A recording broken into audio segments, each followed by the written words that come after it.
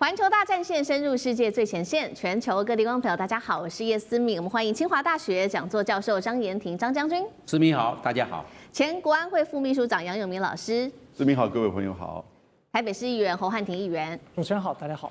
好，今天节目一开始，我们特别带观众朋友来关心到这一场中日的争议，要来关心到的是日本现在确定它的9兆的军费了。那么这个9兆军费这么高，史上最高的金额到底是对准谁呢？今天也会来关心到是飞弹、无人机也是齐发的这些武器下能够挡住来自于中国超高音速的杀器吗？今天另外也会关心有关于琉球复国是否引信全国的怒火呢？今天就这些议题会一起做关心。好，我们赶快来看到的是高市早苗今年这个11月初的时候，不是抛出了一个台湾有事论吗？确实一直导致这个中日关系持续的不断的升高。美国总统到现在川普都没有发出什么样的声音，做太多的表态。所以呢，高市这个时候自己开始想办法了，是不是坐立难安了呢？所以高市他已经表态，希望呢赶快去会见川普总统。最新确实呢，日本政府是内部已经开始做调整了，说明年最快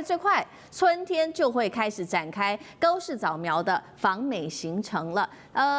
另外呢，在对美国示好的同时，是不是高市早苗这时候对中国大陆的态度上也开始稍稍有一些软化的迹象呢？我们来看到他怎么说。在最新的一场记者会上面，高市早苗是这样说的：中国大陆是重要的邻国，但是呢，确实现在中日之间存在安全的疑虑，因此他接下来会从各个层面来向中方说明。看似在这个政治上面好像稍微降温了，但是今天观众朋友，我们要带您看到2项可以从这个军事上面看到，是否日本还是刻意要升温对于中日之间的关系。首先，我们要来看到日本军方最新这个是小泉进次郎，他突然在他的社群平台上面丢出了一张照片。那这一张照片其实就是一个手套，导播我们可以 cue 一下这个手套。这个手套呢，其实是这个前 F-15的战斗机的这个他的飞行员，那么他同时也是现任统合幕僚长的手套。上面我们可以看到有写4个字，上面写的是冷静跟严格。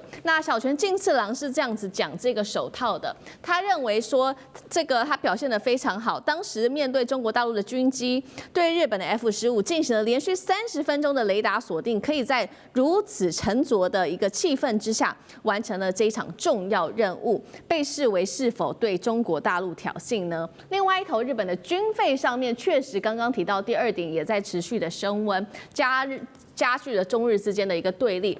赶快来看到现在呢，说年度2026年的军费预算，是史上最高，高达了9兆日元。钱花在哪里呢？我们一起来看到他买了些什么东西，包括了长程的飞弹，还有这个无人机，然后包括新编宇宙作战集团。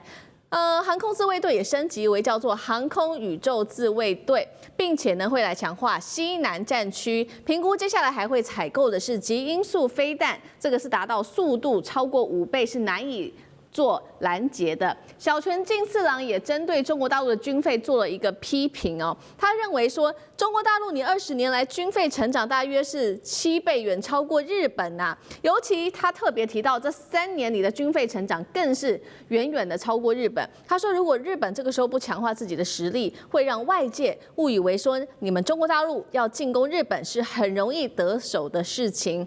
针对于小泉进次郎的这番言论，中国大陆则是怒批日本没有资格在这边说3道4。所以节目一开始要特别请教张将军怎么看了有关于军费创下新高，来到9兆，长程飞弹无人机对准谁？那美日是准备好要对付大陆的超高音速导弹了吗？中国的雷达照射30分钟，日本这时候高调秀出了这个手套，被批是有军国魂的手套，这样会不会把日本给推上火线？张将军就这些议题怎么解读？我认为是日本的政客的操弄，因为日本它有少数的极端主义分子，还有军国主义分子，他会在这个地方做话题，而且经过他们操弄之后，我认为日本是信心超过能力，就是自我膨胀了。他其实没那个料，没那个实力。他现在就算是他有这个军费是9兆，9兆的话大概折合美金大概就是600亿美元，600亿美元。那其实这样是不够的。他真的要如他所说的要跟中国大陆等量齐观的话，最起码他要增加军费到它的 GDP 的2.5%，你才可以到达这个标准。2.5%是多少呢？大概是22.5兆日元。22.5兆日元换算成美金好，因为大家对日元可能有一点点模糊，你换算成美金大概是1530亿美元，你大概就要这样子，你才日本的这个军力哦，它才能维持到这个水准。那目前你就600亿，你差1530亿美金，还有一段非常明显的距离哦。我认为它要到GDP 2.5才能说这个话。第二个，我们来看日本的自卫队招募目前困难。他的编制24万多人，但是他其实现在只有22万，还缺2万多，这个还不是问题，这个问题还不严重。最严重的是自卫队老化，他平均年纪38岁多，都老了，都老人老兵都老了没有体力没有战力，会有这个状况。那你是不是要年轻化？你如果是真的要军国主义，你在这个军人的素质还年龄是不是要做提升？你年纪要年轻化，不然怎么打仗？你的体力就是战力啊，你没有体力耶，年纪大了，毕竟不如小伙子。是不是？所以我认为这个自卫队的它里面的这些素质，还有它的这个有生的战力是有问题的。那第三个，我认为日本要跟中国大陆来等量齐观，他们要和，因为他到现在三不嘛，不发展、不引进、不生产，这很清楚嘛，对不对？他是其他周边国家全部都，他周边的国家都有核，俄罗斯有核武。朝鲜半岛的北韩有核武，中国大陆有核武，他没核武。那他的气就比他短了一截。所以他这个样子，你说他怎么样跟这些人等量齐观？我认为有问题啊。另外一个我们来看呢，就是他缺战略武器，他有没有战略轰炸机？没有。他有没有长程导弹？没有，只有中短程。他有没有核动力的攻击潜舰？没有。他四周环海，所以日本这样来看，我认为他先天的条件不够。而且日本是岛国，是大岛，岛国最怕的是被攻击，因为岛国没有纵深呐，四周环海啊，没有纵深呐，那他要以攻代守，但是他没有攻击性的武器，所以日本这各方面的军事的条件呢是有限制的，他这个方面的我认为不成熟。他如果真的想要这个分庭抗礼，他这个整个的军事结构我认为要大力调整。他在没有调整的状况之下，我认为只是被政客操弄，政客喜欢碰风，政客喜欢吹牛，政客喜欢信心超乎能力，他才能够骗人家选票啊。我认为他是走向一种政治化的现象。好，谢谢张将军。那我们同样的问题也请教汉庭怎么看这个日本的军费？确实，这个9兆日元史上新高，那可能来对付来自于包括了中国大陆跟俄罗斯的高超音速武器吗？另外就是有关于这个军魂手套被中国大陆痛批的，你又怎么看？会不会把日本推向火线？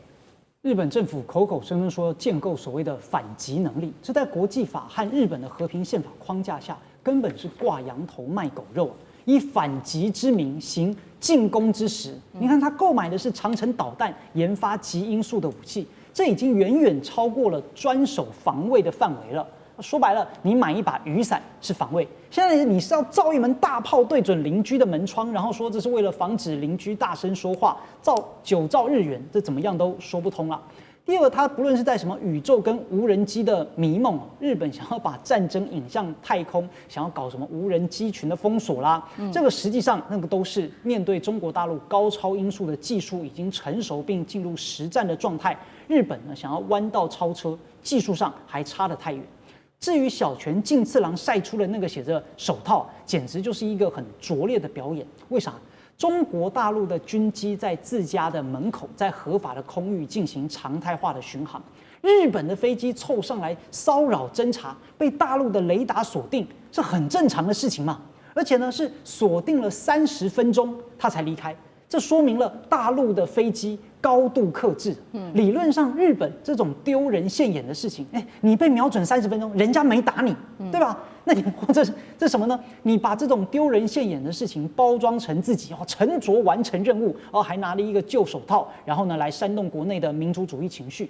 这不是在稳定军心，这就是给火药桶递火柴，把第一线的飞行员推向擦枪走火的深渊呢。所以这是一个很高度算计的悲情牌跟强心针。对内他告诉老百姓啊，你看大陆欺负我，所以我要花9兆。那对军方呢就说你看，其实我们很镇静。但最关键是对外，他在向国际，尤其是川普在诉苦。你看我为了美日同盟在第一线承受这么大的压力，你不能抛弃我啊！所以日本现在其实患的是孤儿焦虑症。好，谢谢汉庭。我们看到9兆日元这个史上新高的军费，到底能不能真的实际到加强日本的整体的军事结构，这个都要持续的来做关注。目前看起来，我们还要来看到的另外一个问题，就是包括了现在在琉球群岛这边，则是掀起了一个全新的复国的这个潮流，正在内部不断的延伸当中。其实这样子的一个浪潮已经持续好一阵子了，尤其在今年10月份开始，可以看到大陆他特别呢在联合国首次的说了，他说冲绳人应该要属于原住民族。主要为什么所谓的琉球人他们对于这件事情很不满，觉得自己站在这个战场的第一线，就是因为日本长期把他们70%的驻日美军基地集中在这个只占日本面积只有0.6的这个琉球上，导致当地民众就痛批说，真的，一旦开战的话，我们就是被第一个战场上面牺牲的人了。包括了这一位，我们看到画面上这位是来自于日本的学者，他叫日本的龙谷大学的教授松岛泰彦，他也说，琉球也就是日本称的这个冲绳，并非日本固有的领土。其实琉球在1879年被武力并吞之后，国际的地位到现在都还没有定。所以呢，他也特别指说，琉球跟大陆的关系其实是比较长的，双方有长达500年以上的关系，是远远超过日本当时统治的146年的，所以他更是建议说，中国大陆你其实有责任去支持琉球来摆脱日美体制，走向复国。针对这样子的言论，杨老师怎么看？琉球的问题，我想大家都知道哈，本来是一个独立的王国，几百年的时间，但是到了19世纪中叶的时候呢，日本的江户政府就开始在拦止它。那有所谓的第一次琉球处分、第二次琉球处分，从日本的角度，到后来呢，1879年正式占领琉球36岛，而那个同时之后呢，就开始对钓鱼岛、钓鱼台列屿，进行就是并吞。那琉球，所以1879年，各位想想看，在大概1894年、95年的时候就发生甲午战争。所以这是一个延续性日本军国主义扩张的动作。1879、1895，然后你看到918事件，然后2次大战对整个亚洲的侵略。那因此在战后的开罗宣言当中啊，其实我觉得是一个失误，没有提到琉球的归属跟独立。当时是谈到了这个韩半岛。谈朝鲜半岛，谈到了台湾以及亚洲的一些情况，但是呢，琉球就已经变成当时关键是美国战后想要在琉球驻军。可是美国在最后的战争中的末期的时候，1945年应该是4月到6月的一段期间呢，打了一场叫做琉球战争，或者是叫冲绳战争，非常有名。在这个战争当中呢，日本方面军方大概死亡8万人，10万人；美国方面死亡8万人。日本在就琉球当地的居民起码超过10万到15万，这些数字都不确定。到现在日本的部分的教科书当中仍然有这一段，也就是这么惨烈的情况之下，后来美国决定要对广岛、长崎丢原子弹，而当时琉球最后甚至有一些当地人被日本的军队迫害，要求要集体的自杀。这种说法其实一直在历史上存在的。所以战后一直到1972年，美国占领的琉球部属的军队才把整个琉球的行政权归还，叫冲绳归还。可是呢，你到现在为止，你看到整个这个琉球上面占有的美军呢，大概是70%的美军在日本的军队都在琉球。对。你如果把那个相关的那霸市那个地图拿出来看的话，它那个民间的区域居住的是分散的，都集中是大部分被美军的基地给占领。那中间过程当中，当然发生了很多跟当地人的冲突啊，甚至一些这种就是军人对待女性的一些迫害的问题。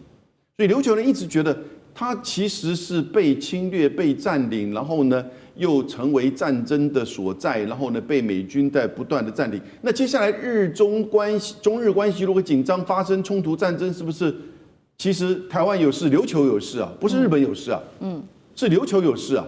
所以他们觉得又会一个战争。所以这个时候呢，中国大陆就觉得说，这个时候应该把琉球的议题给公开讨论。不过我们也看到，日本方面也在动员呢，像这2天，冲绳县一个叫做丰见城市，丰田的丰，见到的见，那他的市议会就通过一个决议说，我们是属于日本的领土，我们是日本人，这样子的决议。这就表示说，其实这就有争议了，对不对？